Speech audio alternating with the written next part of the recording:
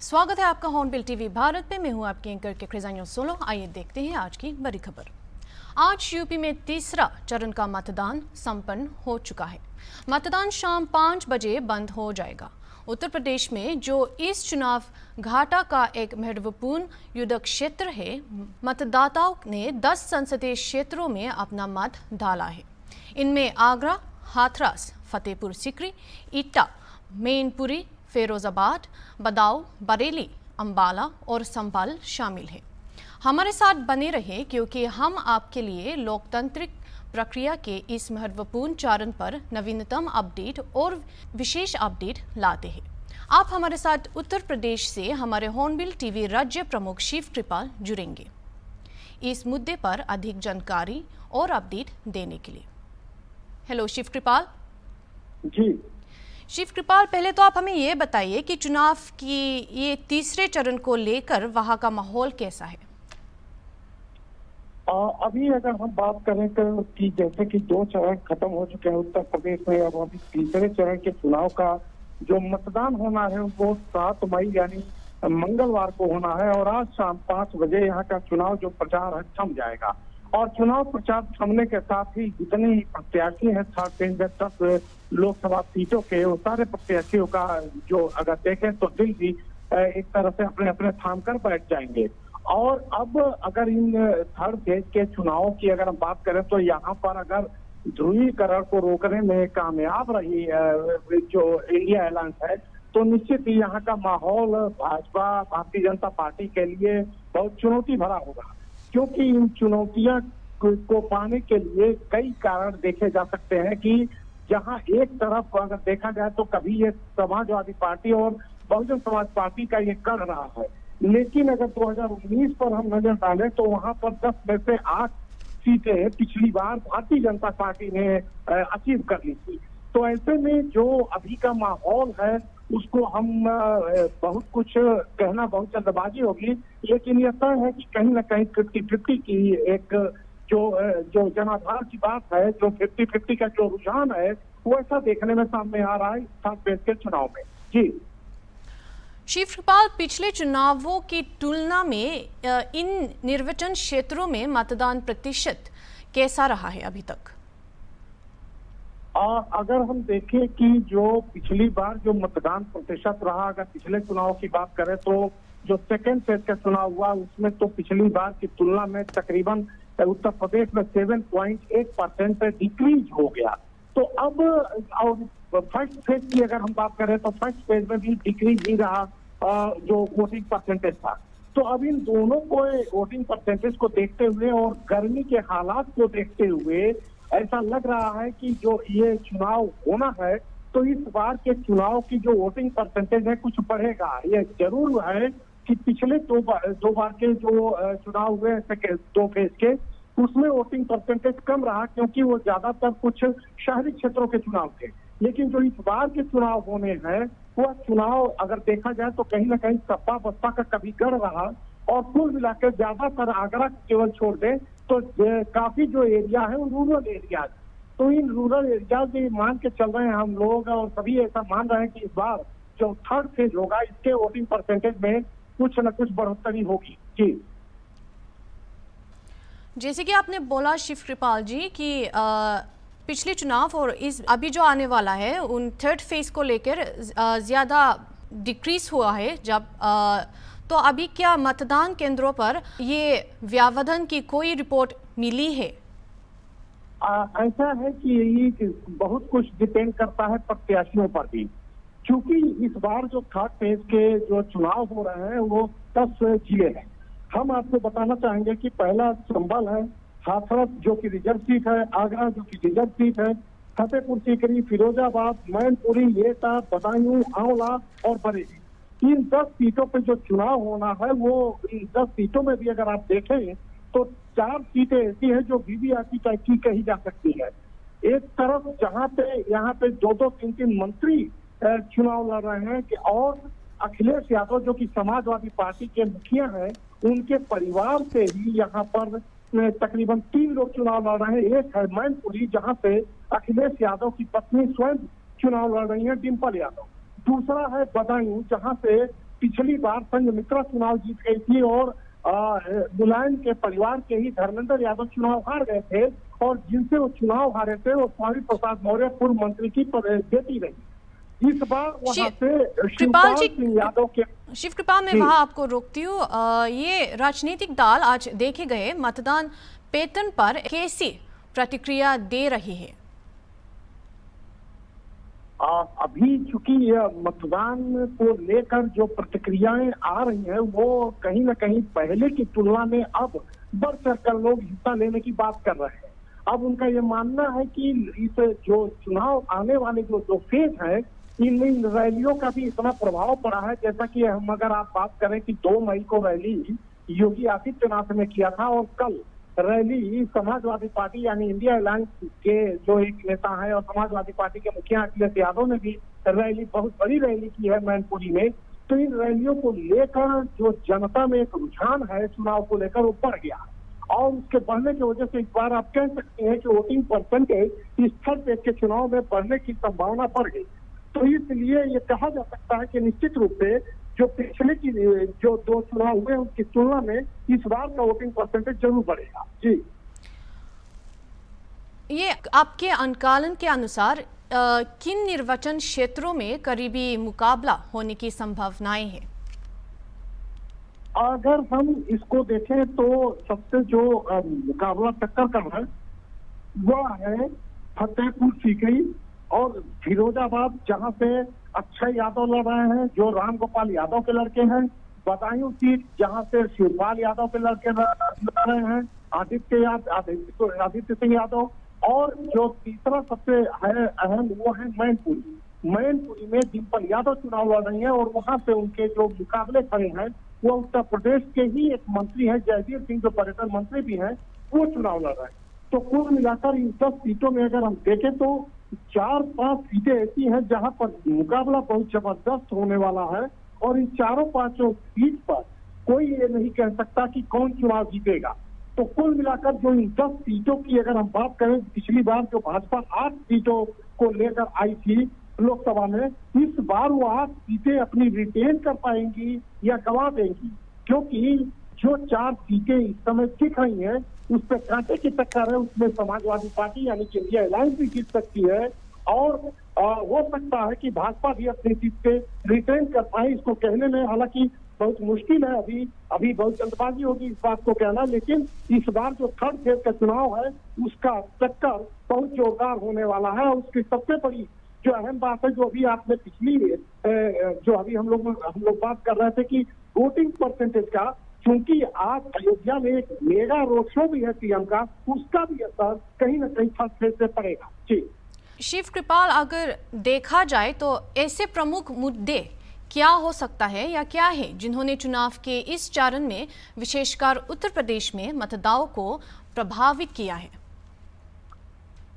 और देखा जाए तो जिस तरह से इंडिया अलायंस यानी आप कह सकते हैं कि जो विपक्ष के लोग हैं जिस तरह के मुद्दे उठा रहे हैं, बेरोजगारी का, महंगाई का और तमाम शिक्षा का, रोजगार का, स्वास्थ्य का, सुरक्षा का, तमाम तरह के मुद्दे विपक्ष उठा रही है। उन मुद्दों को लेकर वो जनता के बीच में जा रही है और उन्हीं मुद्दों पर इस बार जो थर्ड फेज है उस पे भी कहीं ना कहीं मोदी की गारंटी पे सवाल उठाते हुए वो लोगों के सामने वोट मांगने की बात कर रही है। अब देखना यह है कि जो मुद्दे वो उठा रही है विपक्ष, उस पर जिस तरह से भारतीय जनता पार्टी हमलावर है और खास करके ध्रुवीकरण को लेकर, हिंदुत्व को लेकर, राम मंदिर को लेकर, अपने इस आरक्षण की जो बातें उठी है उस आरक्षण को लेकर, तो जो ये मुद्दे विपक्ष उठा रही है उस पर जिस तरह से पलटवार भारतीय जनता पार्टी कर रही है, उसमें भारतीय जनता पार्टी कहां तक कामयाब हो सकती है, या फिर जो विपक्ष मुद्दे उठा रही है महंगाई का, बेरोजगारी का, शिक्षा का, स्वास्थ्य का, उस पे कितना वो अपनी ओर जनता को आकर्षित कर पा रही है। लेकिन कहने के लिए कुल मुद्दे अगर देखा जाए तो मोटा मोटी महंगाई, बेरोजगारी, शिक्षा और रोजगार का ही है। जी अभी हम आते हैं अखिलेश यादव पर। कल अखिलेश यादव ने मैनपुरी में एक रैली किया था। इसके पहले 2 मई को भी योगी ने एक और रैली किया था। इन रैलियों से यहाँ की जनता पर आपको किस तरह का प्रभाव दिखता है? और जैसे कि मैंने पहले भी बताया कि 2 मई को जब योगी आदित्यनाथ मैनपुरी में रैली कर रहे थे, चूंकि मैनपुरी को आप कह सकती हैं कि वो समाजवादी पार्टी का गढ़ है, आज भी वो गढ़ बरकरार अपने आप को रखा है। और मुलायम सिंह यादव कभी वहां से चुनाव लड़ते थे, उनकी जगह पर वो डिम्पल यादव ने चुनाव जीता और आज भी वो समाजवादी पार्टी का एक गढ़ के रूप में बरकरार है किला। तो उस किले को ध्वस्त करने के लिए, उस किले को खत्म करने के लिए भारतीय जनता पार्टी के जो उत्तर प्रदेश के मुख्यमंत्री हैं योगी आदित्यनाथ वहां 2 मई को रैली किए। उस 2 मई की रैली को देख के ऐसा लगा कि हो सकता है कि इस बार मैनपुरी का जो ये किला है, समाजवादी पार्टी का जो गढ़ है, वह ध्वस्त हो जाए, क्योंकि उस रैली में जनता ने अपार खुशियों का लहर देखा गया जनता में, और उनके ऊपर फूल बरसाते हुए लोगों को देखा गया और अपार भीड़ समूह था। लेकिन जैसे ही वो रैली खत्म हुई और कल जिस तरह से अखिलेश यादव ने अपनी रैली की है और उस रैली में भी जो अपार जन समूह को देखा गया है, तो कहीं ना कहीं वो जो रैली थी, उस रैली के बदले में जो अखिलेश यादव ने रैली की है, यह भी रैली कहीं किसी भी तरह से कमतर आकी नहीं जा सकती। इस रैली का भी उस गढ़ में वैसे ही बोलबाला रहा जैसा कि पहले भी रहा है। तो अब मैनपुरी में चूंकि पर्यटन मंत्री, कैबिनेट मंत्री वहां से चुनाव लड़ रहे हैं डिम्पल यादव के मुकाबले, तो देखना बड़ा दिलचस्प होगा मैनपुरी का चुनाव कि वहां मैनपुरी के किले को जो समाजवादी पार्टी अपना दशकों से बनाए रखी है उसको कितना ध्वस्त कर पाते हैं। लेकिन उस दोनों रैलियों को देखकर जनता के बीच में जो प्रभाव आया है वह निश्चित ही इस बार मैनपुरी में वोटिंग परसेंटेज बढ़ेगा, क्योंकि जनता अब चाहे वो पक्ष हो या विपक्ष की तरफ वोट देना चाहती हो, जनता दोनों तरफ वोट देने को लेकर बेहद उत्साहित है। जी शिव कृपाल, जैसे कि आपने अभी बोला कि मैनपुरी समाजवादी पार्टी की गढ़ है, तो क्या हम ये मान लें कि भाजपा इस बार मैनपुरी में भाजपा की लहर ज्यादा हो रही है? रैलियों को देखते हुए क्या हम ये मान सकते हैं कि मैनपुरी में भाजपा की लहर भी ज्यादा बढ़ रही है? जी बिल्कुल, इस बात से इनकार नहीं किया जा सकता कि वहां भारतीय जनता पार्टी की पहुंच बढ़ रही है। और इन रैलियों को देखते हुए भी ऐसा लगता है कि कहीं ना कहीं ये मैनपुरी में भारतीय जनता पार्टी ने अपनी जो पकड़ है कुछ ना बहुत हद तक बना चुकी है। और अगर पिछले चुनाव की तुलना में हम देखें तो लगातार मैनपुरी का जो वोट ऑफ परसेंटेज है वह समाजवादी पार्टी का जैसे घट रहा है, वैसे वैसे भारतीय जनता पार्टी का वोटिंग परसेंटेज बढ़ा है। तो इन बातों से इनकार तो नहीं किया जा सकता कि भारतीय जनता पार्टी उस किले को ध्वस्त करने में पुरजोर कोशिश कर रही है। जी, तो ये कहा जा सकता है कि कहीं ना कहीं जी शिव कृपाल, अखिलेश के परिवार से भी 3 लोग इस फेज की चुनाव लड़ रही है, उनकी सीटों का क्या माहौल है अभी वहां? जी बिल्कुल, अगर हम देखें तो जैसा कि मैंने पहले बताया कि जो 3 लोकसभा सीट हैं, जैसे एक फिरोजाबाद, एक बदायूं और तीसरा मैं फिरोजाबाद से अखिलेश यादव के चाचा के लड़के चुनाव लड़ रहे हैं, अक्षय प्रताप यादव। दूसरा बदायूं से जो उनके चाचा हैं शिवपाल यादव, उनके बेटे आदित्य यादव चुनाव लड़ रहे हैं बदायूं से। और तीसरा उनकी पुत्री चुनाव लड़ रही हैं डिम्पल यादव मैनपुरी से। तो इन तीनों जगहों की अगर हम बात करें तो ये कहीं ना कहीं समाजवादी पार्टी का गढ़ रहा है, बावजूद इसके कि अक्षय प्रताप यादव फिरोजाबाद और बदायूं दोनों जगह चुनाव पिछले लोकसभा में हार गए। लेकिन इस बार की अगर हम वहां बात करें तो कहीं ना कहीं बराबरी का टक्कर देते हुए इन दोनों सीटों पर, चाहे अक्षय प्रताप की सीट हो या फिर आदित्य यादव की सीट हो, दोनों सीटें अब कड़े मुकाबले के लिए तैयार हैं। और जहां तक मैनपुरी की बात है, वहां से तो कहना बहुत मुश्किल है कि डिम्पल यादव जीतेंगी या फिर जयवीर सिंह, लेकिन वहां पर कहीं ना कहीं रुझान डिम्पल यादव की तरफ ज्यादा दिखता हुआ दिख रहा है। जी अभी आप बात करते हैं थर्ड फेज की। इस थर्ड फेज की इलेक्शन में एक तरफ है एनडी और दूसरे तरफ इंडिया अलायंस है, जबकि बीएसपी भी अकेले अपने दम पर चुनाव लड़ रहे हैं। उसको आप कैसे देखते हैं? जैसा कि अगर हम उत्तर प्रदेश में बात करें तो मुख्य रूप से केवल 3 पार्टियां ही अब आप चुनाव लड़ रही हैं, जो एक तरह का त्रिकोणीय संघर्ष है। वो समाजवादी पार्टी, बहुजन समाज पार्टी और भारतीय जनता पार्टी। समाजवादी पार्टी और कांग्रेस अलायंस हो चुकी है। बहुजन समाज पार्टी किसी गठबंधन में न जाकर खुद पूरी 80 की 80 सीटों पर अकेले चुनाव लड़ने की रणनीति बनाई थी, क्योंकि अब बीएसपी को अपना वोट बैंक बचाने के लिए बड़ी जद्दोजहद कर रही है। क्योंकि उनकी अगर देखें तो लगातार उनके 2014 में जो उनके वोट फीसदी केवल 19.7% ही रह गया था, और 2019 में आते आते वो 19.43 ही रहा। इसका मतलब यह है कि कहीं ना कहीं 20% के नीचे ही उनको वोट परसेंटेज मिला पिछले 2 चुनाव में। और इस बार का अगर चुनाव वो मजबूती से और जिस तरह से अपने वोट परसेंटेज बढ़ाने की कोशिश कर रही है, अगर वो नहीं बढ़ाई तो बसपा इस बार के चुनाव के बाद से खत्म हो जाएगी। अगर पिछले चुनाव की इनकी पार्टी पे, अगर बहुजन समाज पार्टी पे और खासकर मायावती की रणनीति पे हम नजर डालें तो कहीं ना कहीं पार्टी में दूसरी पंक्ति की जो नेता होते हैं उसकी यहाँ पे कमी पड़ गई। दूसरी सबसे अहम बात की कि जो गैर काडर नेताओं को आगे नहीं किया, मतलब कि जो काडर के नेता थे उनको बहुत बढ़ावा नहीं दिया गया, और यही कारण है कि बीएसपी के डे बाई डे पीछे होती गई। लेकिन इस बार की जो चुनाव लड़ रही है बीएसपी, वह कहीं या तो भारतीय जनता पार्टी को टक्कर दे रही है और कहीं पे देखा जाए तो समाजवादी पार्टी को टक्कर दे रही है। तो कुल मिलाकर ब्राह्मण और मुस्लिम वर्ग को आगे करके वो अपने 2007 का जो वो कार्ड खेली थी मायावती, वह इस बार 2024 में खेल रही है, और कोशिश है कि उनकी वोट परसेंटेज किसी भी तरह हो इस 2024 के लोकसभा चुनाव में बढ़ जाए, ताकि इनकी पार्टी और इनकी पार्टी का जो एक जो वर्चस्व है वो कुछ हद तक बढ़ जाए। जी शिवकृपाल, ये हुआ तीसरे चरण के बारे में लोकसभा चुनाव को लेकर। अभी हम आते हैं आज की सबसे बड़ी और सबसे प्रत्याशित खबर की बारे में, जो कि मोदी जी की अयोध्या आने की खबर हेडलाइंस बन चुकी है। इसके बारे में कुछ डिटेल्स बताइए हमें। जैसा कि ये पूर्व निर्धारित था कि आज अयोध्या में प्रधानमंत्री नरेंद्र मोदी का शाम 5 बजे के बाद मेगा रोड शो होगा। इस मेगा रोड शो के लिए तकरीबन 2 किलोमीटर लंबा ये रोड शो के लिए तैयारी की गई है। ये रोड शो 2 किलोमीटर का होगा, और क्योंकि 7 मई को थर्ड फेज का चुनाव है, जबकि अगर देखा जाए तो अयोध्या के क्षेत्र में 20 मई को यानी 5वें फिफ्थ फेज का चुनाव है।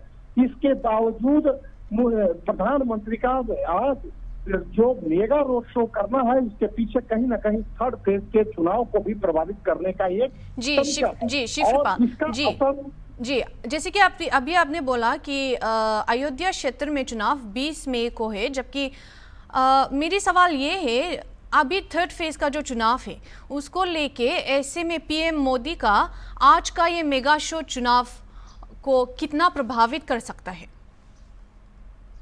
आज अगर हम देखें तो जो आज प्रधानमंत्री का ये मेगा रोड शो है वो निश्चित रूप से न केवल थर्ड फेज को ही प्रभावित करेगा, बल्कि थर्ड फेज के बाद फोर्थ फेज को भी प्रभावित करेगा। क्योंकि आज का ये रोड शो होगा वह कहीं ना कहीं ये राम मंदिर के घेरे में आता है। यानी कि अगर हम इसकी सर्किल को देखें तो ये सब करीबी जिले होंगे, और ये थर्ड फोर्थ और फिफ्थ 5वें 6वें फेज को ये जो मेगा रोड शो होगा आज जो प्रधानमंत्री करेंगे वो जरूर प्रभावित करेगा। क्योंकि आज वहां से जिस तरह का वो भाषण करेंगे और जिस तरह की वो रैली करेंगे, हम आपको बताते चले कि अयोध्या में इस समय उत्तर प्रदेश के तकरीबन सभी जिलों के वहां लोग पहुंच चुके हैं। ये जिलों को क्या बल्कि कई राज्यों के लोग इस समय अयोध्या में उपस्थित है। तो जाहिर है कि इस रोड शो का असर आने वाले चुनाव में जरूर पड़ेगा, और इससे जरूर 2-3% वोट का एक तरह से कहे कि एक बढ़ोतरी होगी, और कहीं ना कहीं वोटिंग परसेंटेज पे भी इस मेगा शो का असर होगा। जी शिवकृपाल, एक और सवाल जो मैं पूछना चाहूंगी, जो पीएम मोदी रोड शो को लेकर लोग बहुत उत्साहित है, तो किस तरह की तैयारियां चल रही है अभी वहां अयोध्या में? तैयारियों की अगर हम बात करें तो आज के इस रोड शो की तैयारी बड़ी जोर शोर से चल रही है। मैं आपको बता दूं कि ये तकरीबन 2 किलोमीटर लंबा रोड शो होगा, और आज 5 बजे से पहले वहां मुख्यमंत्री पहुंच जाएंगे योगी आदित्यनाथ, और सबसे पहले वो पहुंचकर इस बात का जायजा लेंगे कि वहां पे किस तरह की तैयारियां हैं। 5 बजे जब मुख्यमंत्री हनुमानगढ़ी पहले पहुंचेंगे और उसके बाद प्रधानमंत्री पहुंचेंगे। प्रधानमंत्री जैसे ही वहां पहुंचेंगे सबसे पहले वो पूजा अर्चना रामलला के दर्शन करेंगे और रामलला के दर्शन करने के बाद वो अपने रैली के लिए मुख्य दरवाजे से अपने काफिले के साथ निकलेंगे। इनके रोड शो में माना जा रहा है कि बहुत वहाँ जो भी अयोध्या के साधु संत हैं वह भी इनके रोड शो में शामिल होंगे। और इसके अलावा वहाँ पर देखें तो तमाम उत्तर प्रदेश के सभी लगभग जिलों के लोग वहाँ पर उमड़ पड़े हैं। न केवल उत्तर प्रदेश बल्कि कई राज्यों के लोग इस समय अयोध्या में उपस्थित हैं, न केवल रामलला के दर्शन करने के लिए बल्कि प्रधानमंत्री के जो ये मेगा रोड शो है इसको भी देखने के लिए लोग वहाँ ललायत हैं। और वहाँ की जो तैयारियों की बात करें तो वहाँ चाक चौबंद व्यवस्था दुरुस्त कर दी गई है। सारे रोड को एकदम क्लीन कर दिया गया है और वहाँ पर एक तरह से कहें कि प्रधानमंत्री के लिए रेड कारपेट जैसी व्यवस्था कर दी गई है। जी शुक्रिया शिव कृपाल जी हमारे साथ जुड़ने के लिए और इन मुद्दों पर विशेष बातचीत करने के लिए। अभी के लिए इतना ही और खबरों के लिए देखते रहिए हॉर्नबिल टीवी।